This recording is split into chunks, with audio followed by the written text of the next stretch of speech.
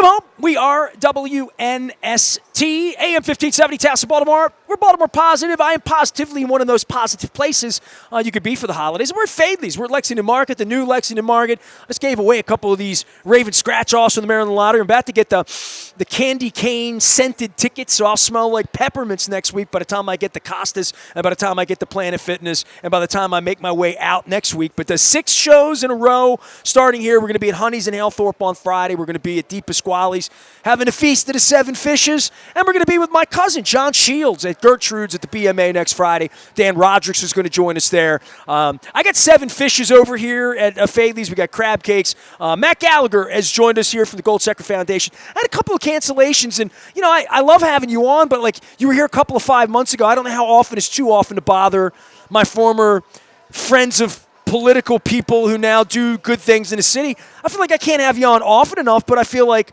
a quarter a year, twice a year, I don't know, but welcome back. I mean, never have to sell you on a crab cake. I'm like, does Gallagher want to come down to Fadley's at Lexington Market? And you're like, you probably canceled something to come here. Probably, right?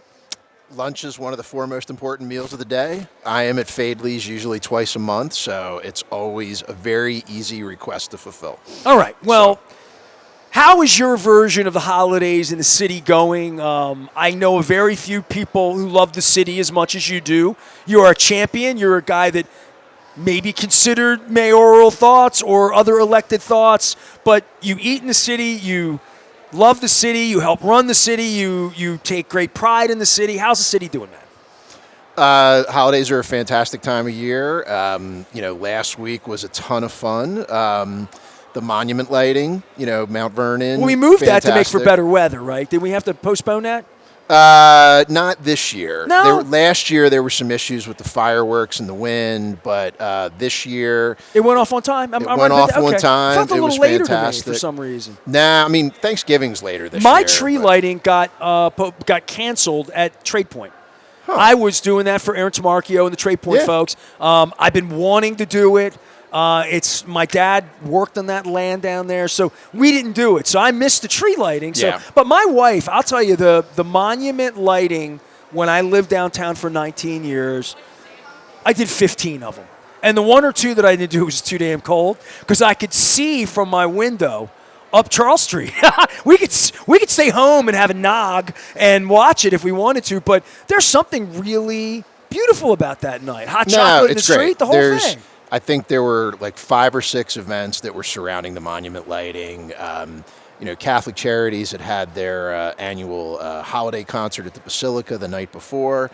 It's just when you get into that first week of December, people's, I think, moods improve. Things are a little bit more festive. There's some great things to look forward to. And I live in Mount Vernon, so it's a ton of fun to just be able to walk down to that stuff. Live Baltimore had a great event. I know the Walters hosts a lot of people. People are just out and about. And I don't know if you've noticed, but the church at the northeast corner of Mount Vernon Square, it was recently acquired. It's under the management of Unite Mount Vernon.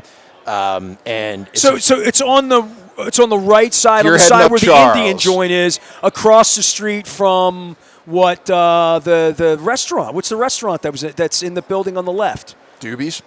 No, I'm thinking. Okay, keep going. Yeah, but anyway, just trying to get the right spot. It's a beautiful church. It's been activated by the Ivy Bookstore, and the Ivy Bookstore has a pop-up shop now in the ground floor of the church. But it's a fantastic building. It seats 900. They're holding holiday concerts there. The big one is December 18th. So next time you're in Mount Vernon, definitely swing by and walk through. It's a really exciting space that people drive by all the time, but now it's under new leadership, under new management. It's being activated, and it's really going to bring a lot to Mount Vernon. Okay. I'm glad. See, this is why I have Matt Gallagher on. He knows things. All right, so you have the Gold Sector Foundation. You want to explain to everybody what that is? Because people are like, all right, what's Matt doing here? Yeah. People that know you. People that don't know you. Little background, you were a part of Martin O'Malley's machine that ran the city, ran the state. But part of that is just you were, as far as I know, the policy guy who kept a lot of eye on numbers and metrics and different things like that about how things are getting better and worse. At Gold Sector, what's getting better? And you guys give a lot of money away. We give away about $6 million a year. We're in our 50th year, which is hard to believe. But There was a immigrant named Morris Goldsecker, came to the United States in the early 1900s, grew a business here. When he passed away in 1973, his estate was worth $11 million, and he gave it all to charity. $11 million in 1973. I'm trying to think about. It's a lot. And it was a lot then, for sure. Yeah, it's a lot now. We've taken the $11 million, and over 50 years, we've grown it to $150 million. And in the intervening 50 years, we've given away almost $150 million. So it's exactly what Mr. Goldsecker probably. That was the idea he had. It's probably the miracle, bigger than the idea he had. Maybe the miracle of compound interest is, we're living it. Did he know that? I think he knew it at some level, but to be honest with you, 50 years ago, foundations weren't really a thing. There wasn't really a foundation sector. There were charities. There were people who were generous and gave away money. And there really wasn't like organized Salvation philanthropy. Army at that point. There were things like that. I'm just thinking like 60 years, things that did exist that I would see when I would Christmas shop down here as a little boy in the early 70s, when Mr. Goldsecker was still alive at that point, right? Yeah. So the notion that foundations began and that we see their names on buildings, no matter, and we can famously go through a whole bunch of names that are on buildings here, including Mr. Angelos' name on my school, but endowments. So how many charities? I mean, the way I think of you as an organization, the $6 million, you're like, we give 100,000 to them and 50,000 to them and 200,000 to them and $1 million to them. And then at the end of the year, we go in and say, what do we do? Is that right, or am I wrong? That's a great, quick summary. But I mean, I'm no AI. No. We give away about $6 million a year. We support in any given year 80 to 90 organizations. In the history of the foundation, we've supported over 600 entities. So some grants are as small as a few $1,000s. Other grants could be up to $300,000. So right now, you've got something on your desk that's an envelope from some young entrepreneur in the city, or somebody doing something, or somebody trying to serve the community better, and they're asking you to help us, and you're like, I got 25 grand for you, but as long as it's earmarked exactly for that, and you're going to come back in a year and you're going to show me where that money went, right? It's got to be in Baltimore. It's got to help the people and the institutions in Baltimore. You know me, I don't even like to eat outside of Baltimore City, so we only give away money in Baltimore City. So, all right. Yeah. Where have you been eating lately? Give me some Baltimore, and then we're going to get into, before we piss everybody off with the Trump this and the city that and the Brandon this and the West that and the Ed Hale that and the bridge this and Trump coming to like all of that going on. Had a great dinner at the Duchess over the weekend, which is Tony Foreman's new place in Hamden. It's in the old Cafe Hun space. Right on the avenue. Right on the avenue. Okay, all right. It looks like an English pub, but they have kind of this Southeast Asian fusion kind of type menu. That's really, my jam. Really good dinner. Yeah. All right. You're going to need a reservation. It's very, very popular. It's hopping. Great scene. Great dinner. I don't know Tony Foreman. I know some people, but I don't. You should get him on the show. Tony. So Wolf and Foreman was Charleston and Petit Louis. They have kind of separated their business a little bit now, and Tony's got a couple of different restaurants. He still has Petit Louis and Johnny's and this new place called I've been wanting to go to Petit Louis for like a long time. Oh, you should definitely check it out. Fantastic food. I think it's one of the most consistent restaurants in Baltimore. Big fan. Yeah, I know, and I just haven't made it. Well, I'd be happy to introduce you to Tony sometime. He's a great guy. He's got Bin 604 down in Harbor East. Guy knows his wine inside and out. Yeah, but I mean, I've been happy houring in there back in the day. You should be getting around to some of his restaurants. Well, I love the city, and people beat on me because I live 1.6 miles from the city line. I don't understand it. I'm in the city 4 days a week. I'm around here all the time. The people that bag on Baltimore aren't spending time here, and seeing it through the prism of sports and the Orioles and the Ravens or a concert, and I saw CFG had more good news about how well the facility's doing. I'm clearly getting old because I look through the roster now and I'm like, who are they and what is that? And what, but they, then they do some throwback stuff that I dig. But getting people back into the city, I heard Ivan Bates speak. And I've been trying to get him on. I haven't had him on, but he wants to come on. We'll make it work. I heard him speak to a bunch of people in the county at the Connects event. And I'm at that Connects event almost every month. Katie Grigg's going to speak out there. And there were a goodly amount of people. Not as many as when Adam Jones shows up or whatever. But it was a really good spirited conversation about the city and the future and how the counties hold the city together and all that. And you're like, what's a city elected doing out in the county? You're trying to stir up probably all the same things I would have done politically, which is trying to get regional support for the mayor, right? Because I think that for the governor, for anybody, getting that kind of support is important. So he goes through the whole crime thing, tells stories and all that. And at the end, somebody stands up, clearly a Republican, and a BAL, CBM sort of person, and says, "What can we do to help you?" And he said, "Come back to the city, trust the city again, and come be a part of it. Come down, park your car, go eat somewhere good that you want to go. Come to Hamden, start at Hamden. You don't have to start at the harbor. You know what I mean? What? Come to Coco's, come to Fadley's, wherever you want to go."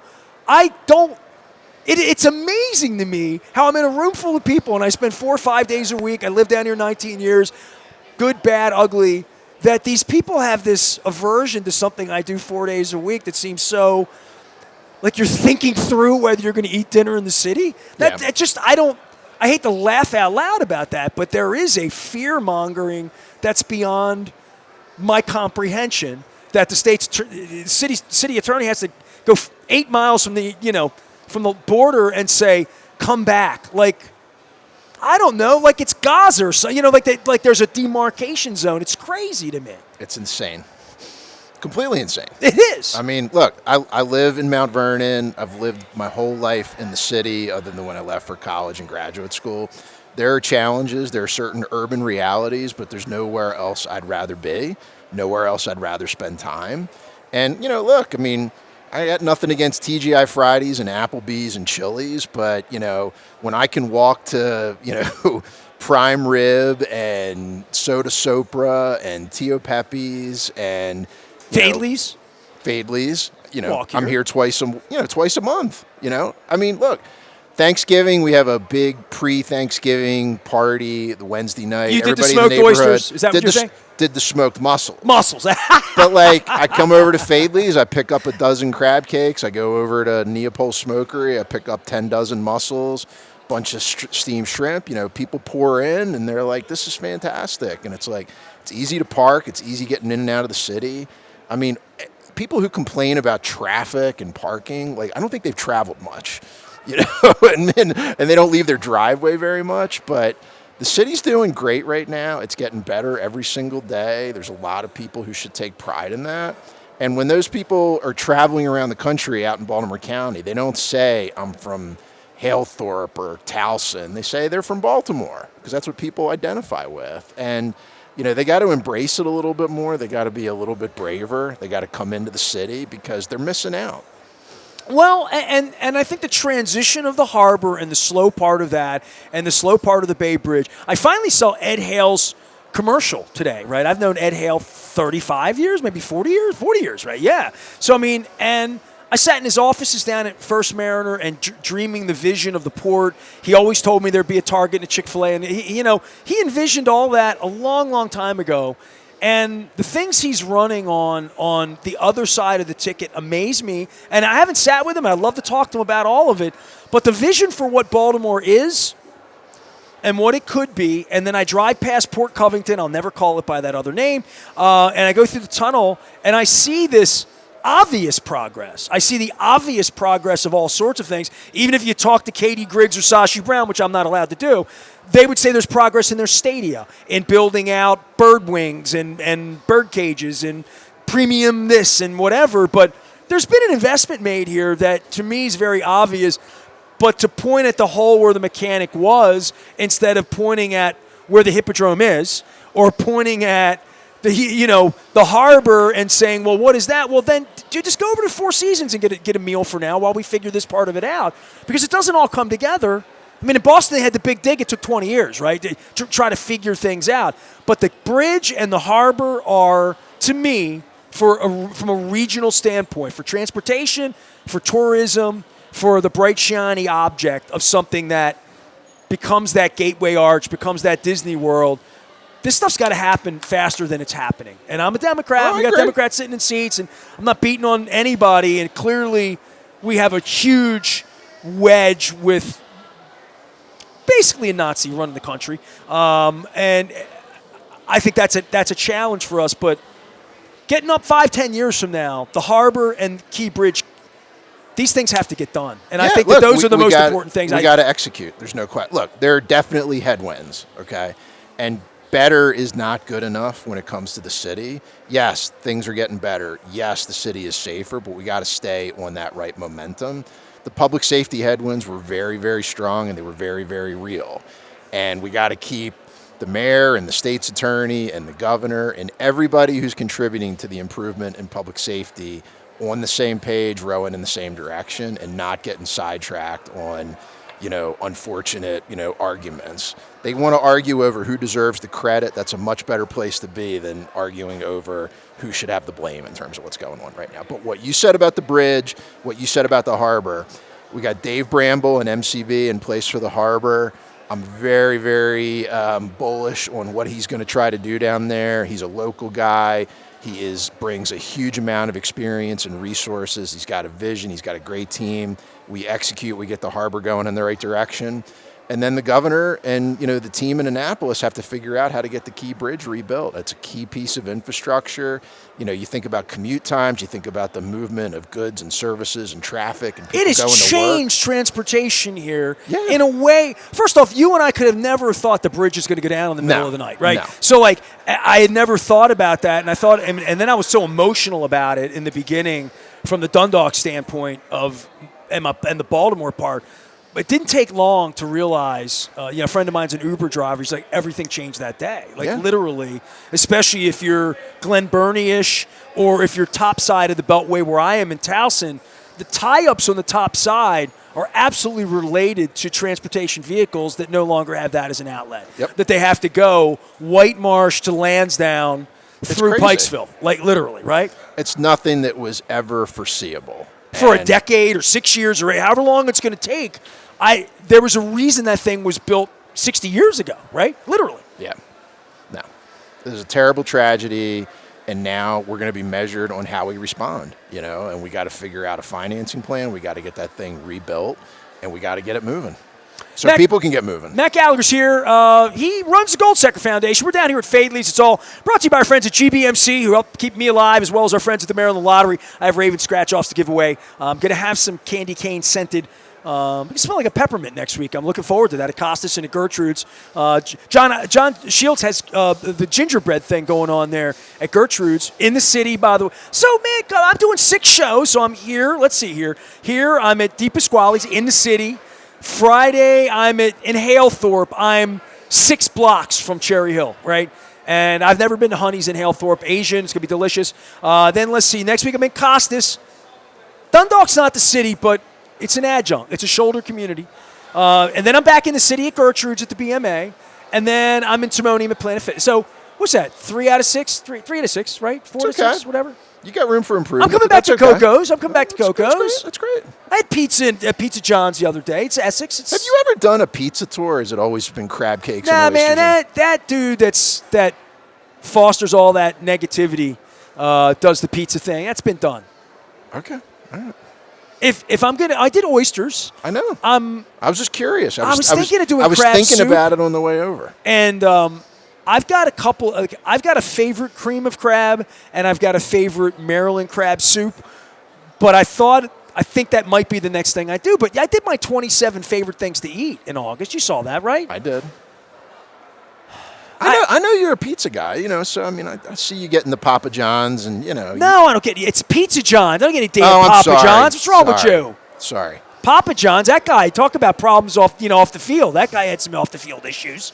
No, for I pizza. misspoke. I'm sorry. No, what you saw was you see me eating a lot when I'm in New York. And in New York, I think I had 3 or 4 slices of pizza in a day and a half because it's cheap and it's easy. Yeah. And I like it and it's delicious and it's exploratory. But I don't, I like pizza, but I don't want to eat it 50 times a year. I mean, I'm not like that. And I got my spots. You got a pizza spot? Where do you go for pizza? I'm generally Verde or Hirsch's. I love Verde. Yeah. Those are my 2 go-tos. I haven't been to Hirsch's. Hirsch's is down kind of right before you get to the bridge, heading into South Baltimore. I know where that is. Yeah, it's a great spot. Really good. I loved Paulie G's in Hamden, which is closed now, but I'm going to give it Pasta Mista makes a very nice slice for me in Towson. While I'm giving free pizza secret. I mean, go to Pizza John's, start there and end there. But I was told by Nancy Longo, foodie, she goes to Di Pasquale's and gets pizza. She said once she started getting pizza there, she hasn't gotten it anywhere else. So I'm there tomorrow. I think their pizza's very good. I'm there tomorrow, and I have not had a pizza from there. Okay. So I might be having a pizza at Di Pasquale's. Yeah, I mean, look, their menu is so strong, and there's so many great things to eat at Di Pasquale's. You can't. I mean, you could go there every day for a year and eat something completely different. But I think their meatball subs are great. I think their chicken noodle is really good. Keep going. I'm there tomorrow. I want to take some. You can't go wrong on that menu. So they're fantastic. We shop there and take food home. So the sausage is our thing there, right? Darren is the sausage king. Darren's going to be doing the show tomorrow, and he told me sending me home with some sort of provolone and prosciutto and some sort of jalapeno and cheddar. He sent me home with a bunch of sausage. But my wife was really in the mood to make a sausage and lentil soup. It's one of my favorites. And my wife makes the greatest soups on earth, period. And I said, well, let's go down to Di Pasquale's. And we went in, and not only am I going to be there this week because I went in and Dominica was there, and I'm like, hey, I want to do the show here. But she went home when we got about 8 or 10 links, and she made down a vat. And we've bagged about 7 or 8 bags of it, so I can have it. If it snows first day it snows, we're having soup, Yeah. So that's one of the things. But we get the dry pastas and the frozen pastas there, like the manicotti. We've gotten the spinach ravioli in the frozen and bring that home.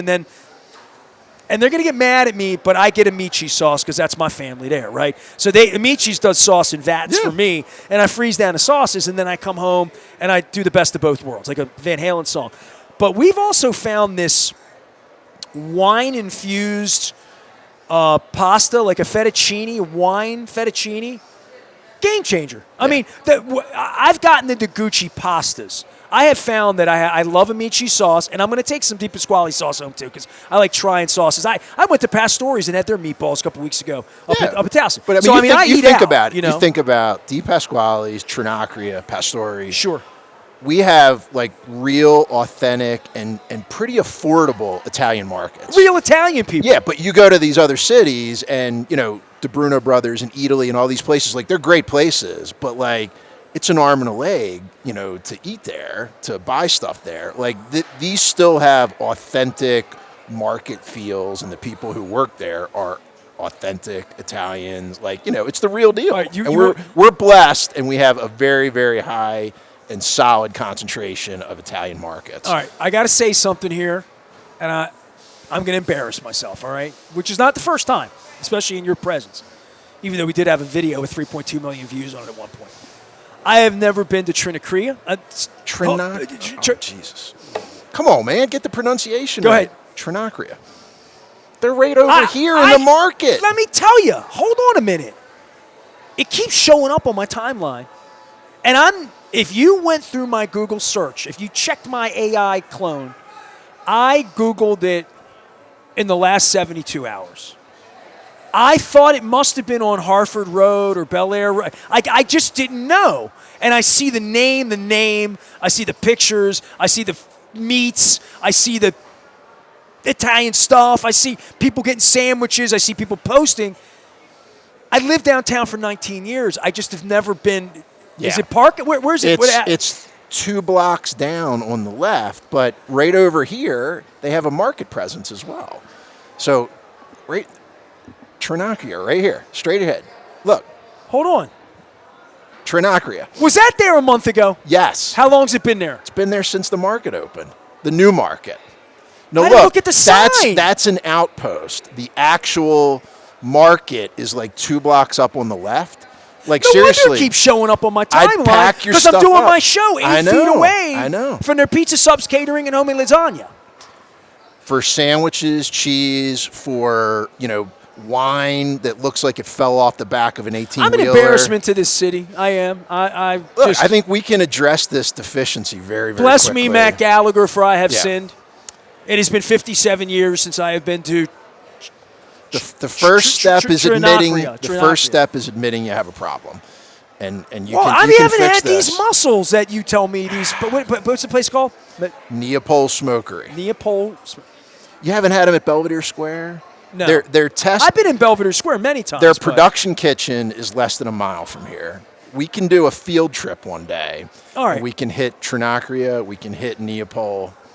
I would do the gonna show from Belvedere Square anytime you want. I would go do that. I'm sure they would love to have you. But yeah. I think you might have to give some love to some of the other public markets at some point. And I'm going to give a big plug to Shana Hernandez. She's the new president and CEO of the Baltimore Public Markets Corporation. Now that is you got to get her Cross, on the show. Hollins, Mount Vernon.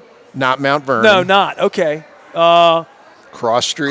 Here. Hollins, Lexington, North. Belvedere? No. Belvedere's a private market. Which one am I missing? Fells and Point. Broadway Market. Fells Point. That's what I was saying. Okay. Yeah. So it's the oldest public markets corporation in the country.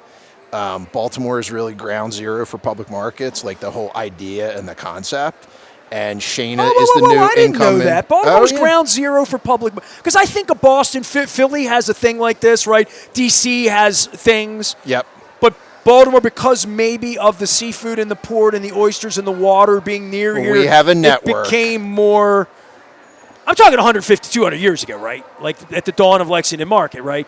Like that's the beginning of public markets, right? Yes. Well, there wasn't a Chicago then, or there wasn't a San Francisco I'm then, pretty right? sure we'll have to fact check this later. I'm sure AI will catch up with it. I think it's the oldest public markets corporation in the country. All right. Yeah. I love that, though. Yeah, but you got to have her on and Let's talk go, about Shana. all Where of her are you? Let's plans. go.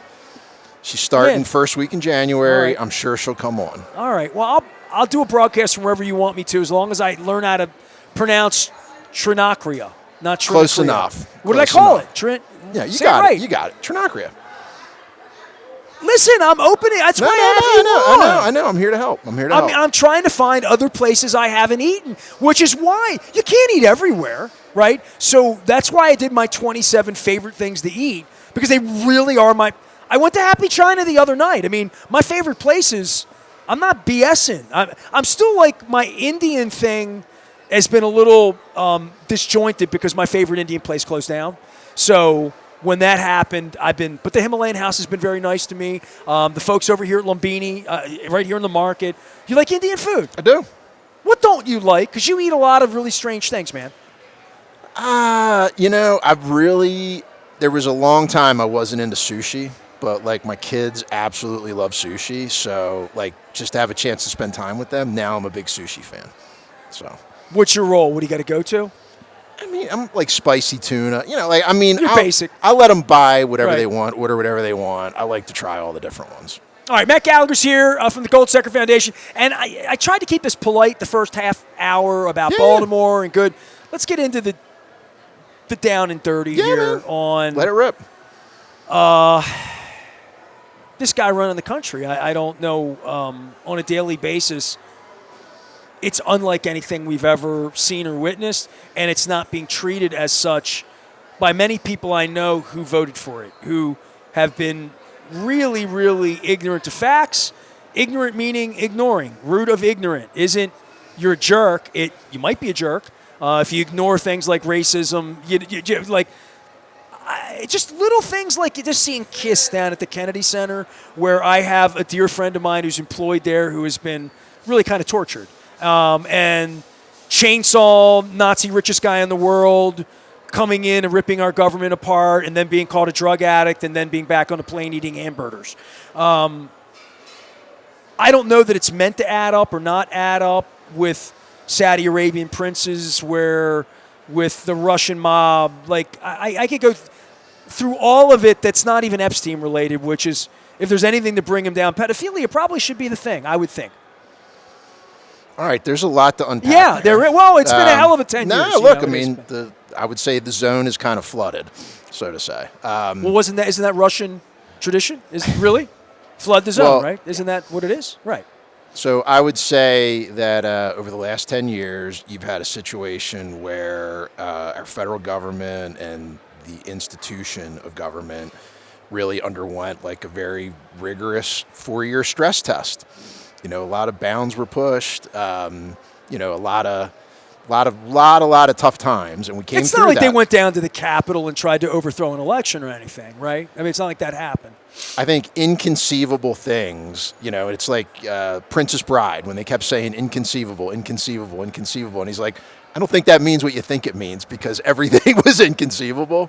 I think we've gone from the stress test portion of the test to the siege, and now everybody's kind of digging in, everybody's trying to hold on, everybody is trying to kind of figure out where the battle lines are going to be, and they're trying to make it to like the next big milestone. In this case, it'll be the midterms. Okay. Well, and how much they can get away with in their hometown, right? Marjorie Taylor Greene, like how much this nonsense doesn't play with smart people and educated people for the most part. Maybe it plays with money people or people who live in a gated community somewhere. But in a general sense, when your town is flooded in Western Maryland and you voted 92% for Trump and Trump is making fun of your governor and says, I'm not going to send you money, that does not engender the kind of feeling that maybe he thinks it does. But I always think his dementia and dementedness and incredible, like all of that, as it gets older and 80 years old, the tiredness part of it, I keep thinking there's going to be an end to it. Yeah. That's the only way I can continue to go on and think this can't be a way of life that we're going to be with the Russians. Yeah, look, and that I'm going to feel funny going to Canada for a weekend. There is going to be an end to it one way or another, and a lot of it's going to hinge on how we respond to that. Like, is this the new normal? Is this the new norm? Or is this anomalous right now? And look, I think the good news is this is the greatest country in the history of the world, okay? And I don't think that that's an overstatement. Democracy, market-driven economy, incredible education systems, yes, we have issues with poverty, but we have social networks, we have social safety nets. We have been on the ascent for literally centuries. And we have to trust in that, but we can't, believe too much in it. We all have a responsibility to But none of this is what built it. None of these ideals or ideas. Yeah, but we all have a responsibility. They're in general, all the things that made America falter when it faltered, like literally. But we all have a responsibility to protect it, to get it back on the right trajectory. There's a lot of disagreement right now as to whether or not, like, how we should be doing that. Well, buying judges and having the richest people in the world fund their ideology through this con man has just, it's been quite a thing to witness in my life. I hope I'm here to witness the end of this. I've talked to you about AI like just in the last month. You said inconceivable. Things are happening for me in the blink of an eye in regard to ideologies and things in my own little world on a ChatGPT that have been inconceivable information-wise for me. A month ago, they were inconceivable to me. To me, it's inconceivable that this could stand in our country, that this is not temporary, that this could not be permanent unless all of us perish. I mean, literally. And look, literally. less than a year from now, like, people are going to have a chance to say, do they support what's going on in the country right now? That's what the midterms are. And then you're going to have, 3 years from now, another presidential election, and people are going to be able to choose, is this what they signed up for? Is this what they want? And I think a lot of people are going to choose differently this time around. Matt Gallagher's here. We're trying to talk about good things in the city. And best things in the city for you and things that you look at because you were a metric. Tell me what your job was in the city and with the state so they know literally what you did with Martin O'Malley and what you've done, that you're not just some dude on the corner here when I'm asking you about metrics and stuff, that it's a serious operation for you. Yeah. I mean, look, the city's a multi-billion-dollar organization. The state's a, tens of billions of dollar organization. And when I worked in the mayor's office for Mayor O'Malley, I had kind of a chief operating officer responsibility. It was really meant to take a look at all the operations and finances of the government, try to keep things on track. From where the money goes, basically. Well, right? Look, the water running through the pipes to the lighting of the street lights to the fire trucks and the police cars, you name it. And then when I went to the state, I was the governor's chief of staff, and that was just overseeing all the facets of state government and the 50,000 executive branch employees. So when you measure the city 20 years later after being a part of running it, what are newspaper looks at murders, right? Crime, or whatever crime means, whether it's pickpocket, pull a gun out, robbed, breaking it. I don't even know those facets of how all of that. And listen, it's been so crooked in the city with cops and stuff that and people have been so crooked in regard to my journalism, in regard to baking numbers and what institutes a crime or a victim or. We all know what a murder is. We all know what a murder is. That's right. Yeah. Okay, go ahead. Homicides, okay. Robberies, aggravated assaults, rapes. Those are part one violent crimes. Right. Okay. Everybody zeroes in on homicides, but when you think about crime, it's a relatively small number of incidents. But if you're not doing a great job managing robberies and aggravated assaults, oftentimes they will escalate into homicides and non-fatal shootings. So the good news is the city's doing a lot better in terms of homicides and non-fatal shootings. And from 2000 to 2014, you had 15 straight years of 300 or fewer homicides. You had a couple of years of fewer than 200 homicides. Unfortunately, after the civic unrest and the Freddie Gray, we had a period from 2015 until just a few years ago where we were well over 300 homicides, and that took all the focus. A lot of people, a lot of hard work. The mayor, the state's attorney, the governor, the Department of Public Safety, Parole and Probation, great organizations like ROCA. They've started to turn the tide on violent crime. You've seen homicides and non-fatal shootings go down. It's hard to fudge a homicide and a non-fatal shooting. You're either shot or you're not. You're either dead or you're not. You're either at the morgue or you're not, or the ER or you're not. Where people have played games in the past sometimes is when robberies and aggravated assaults and like downgrading it and that wasn't an incident, that type of stuff. The perception there's a carjacking going on in every corner here all day is crazy, right? It is totally crazy. Yeah. It's totally crazy. So we're still way more violent than anybody wants. We still got to continue to maintain those reductions in homicides and non-fatal shootings. That's why it's so important that everybody work together, because somebody falls out of line, some part of the public safety continuum breaks down or gets mad at a different part of the continuum, then things really do start to come off the rails. And back in 2014, when everybody thought, hey, we've been doing great for 15 years, we've been getting better, we had like an 8-9 year we went sideways, and then we went in the wrong direction. So we can't risk that happening again. So if we can harness the cooperation, the coordination, the coaxing and cajoling of all these partners to work together, and we can put it towards public infrastructure, public health, public works, public education, we've got an opportunity to kind of build on these public safety gains. So that's what all of us should be working on right now. Well, and that's job one. Then there's everything else economically that lives around that crime becomes a shadow for why people don't spend a buck, move in, hang out, come down, leave some money behind, leave some time behind, even make a memory that would bring them back, like the way the harbor did for me for so many years. Learn more, earn more, stay. We got to stabilize the population in the city, and then we've got to grow it. And there's a lot of efforts right now to try to turn around the vacant housing situation, to drive down the 12 to 14,000 vacant properties we have in the city.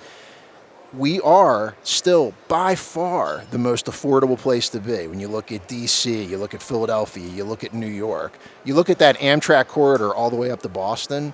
If you're a young professional, if you're getting out of school, whether you went to college, whether you got a trade, if you wanted to buy a house, this is the place to do it. This is the place you can afford it. This is the place you don't have to wait until you're in your 40s to get your first house.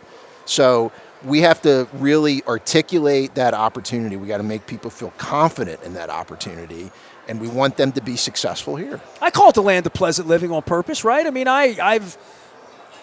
when I go outside of the city and I see other places and I see their benefits and stuff, I'm always happy that I live here. Yeah, I mean, I'm always happy that every part of it. Matt Gallagher's here. I'm happy to be at Fadley's at Lexington Market. I'm happy to have some Raven scratch-offs giveaway from the Maryland Lottery. It's my last batch because the season's, right? I mean, it's been tough. It's been a tough sports year, right? Like, I don't ever talk sports with you, but you're a sports guy. Big time.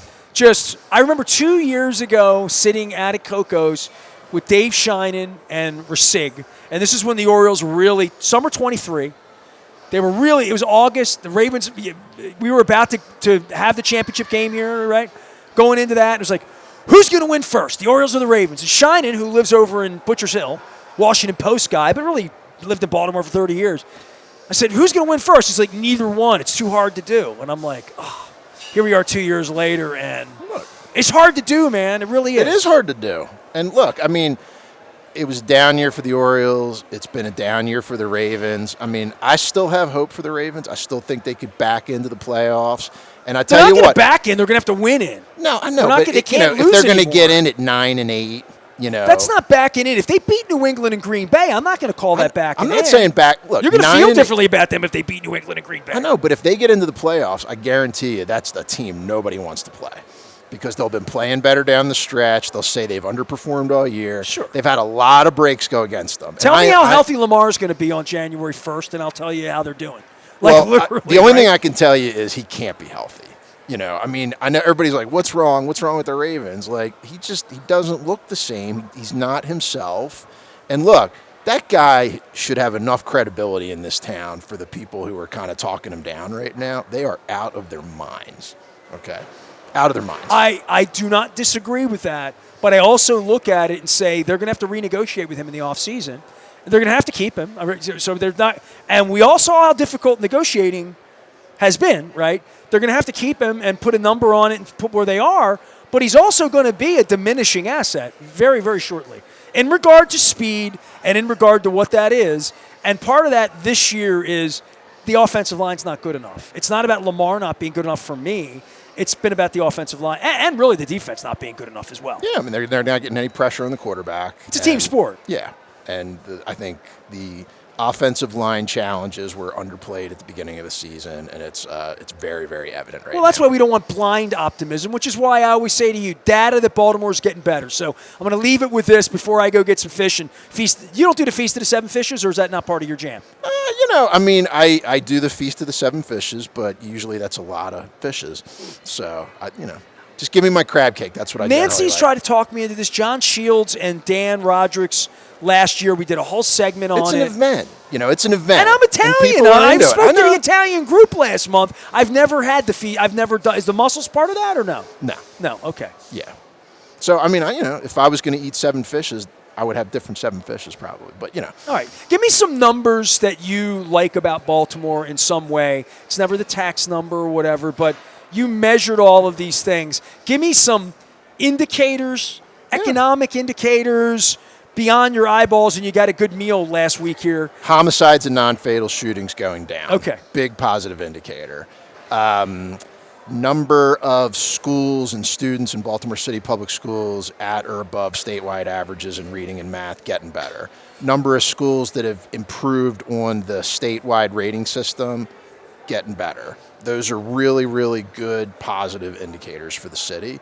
We got to keep those trajectories going. We got to accelerate them wherever possible. There seems to be a good amount of private market activity right now in terms of housing redevelopment. We're undervalued in that market space. For everything you just said, there's it's still cheaper value. to live here. There's right. still okay. value here. Banks aren't saying it's burning down, we're not going in. Yeah, right. The governor and the state of Maryland have committed $750 million over the next 15 years to vacancy reduction. The city has $150 million. It's called a non-contiguous TIF, which we would need an hour to explain. But that's $900 million in public resources over the next 15 years that are going to go into vacancy reduction in the city. So that's a combination of property acquisition, disposition, demolition, rehab. Make it a park, make it something. Which is really going to help with the physical appearance, the quality of neighborhoods, the offering of I saw that in housing. Detroit, by the way, when I went in, just things that disappeared and came back up differently, right? So, I mean, that could be a whole other show, but I think what Detroit's got going for them is an incredible marketing team, because I've spent time in Baltimore, I've spent time in Detroit. I'll take Baltimore every day of the week and twice on Sunday. They're really, really good in Detroit about their storytelling, but I wouldn't trade places with them. I just for see economic anything. things that happen when I go in other places where things go up. Two people were here, a young lady and a man who were pharmacy students here 7 years ago. They came back to have a crab cake here at Fadley's, and they're like, we haven't been in the new market. This is great. So the thing that they're seeing is things getting better. a place I went before and I came back and said, have they made it better? Has it gotten worse? What's the neighborhood like and all that? I think Baltimore's got a lot of places when I bring people in, say, you haven't been here in a while, where I can take you places and say, we're on the move here. Things are getting better. Yeah, I agree. Matt Gallagher's here, Gold Sector Foundation. Happy holidays to you. You too, man. Have a great Christmas. Yeah, absolutely. And great job getting a colonoscopy.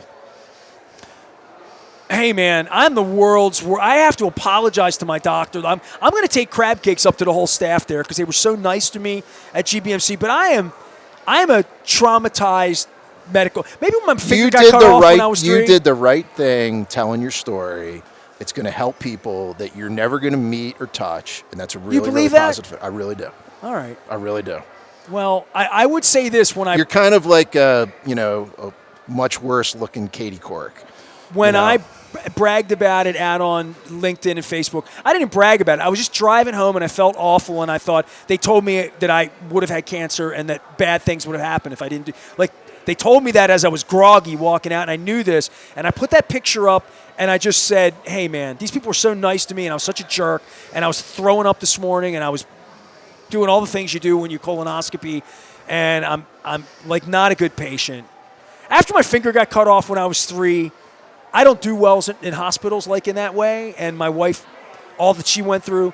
So I had a bad day, and I put the picture up. It turned out to be like the most shared thing and the most read thing that I had this fall, above everything else, that people did respond to it. So let me know people care about me, but it also was a great reminder to anybody that hasn't had it done, like, I look healthy and all, but, like, thanks Planet Fitness, but, like, you got to go do it. You got to do it. You got to do it. Yep. And the prep is worse than the procedure. It's the best sleep of your life, all those things. But demystifying it, encouraging people, getting them over that It really hump. wasn't that bad. It really wasn't that bad. Exactly. I'm just a sissy, That's all. Can't disagree with you on that. All right, there it is. Matt Gallagher, we're Fadley's. We're going to go have a crab cake. It's all brought to you by friends at the Maryland Lottery and GBMC. Back for more. It's Baltimore Positive. It's the holidays, and I'm with friends. I'm digging it.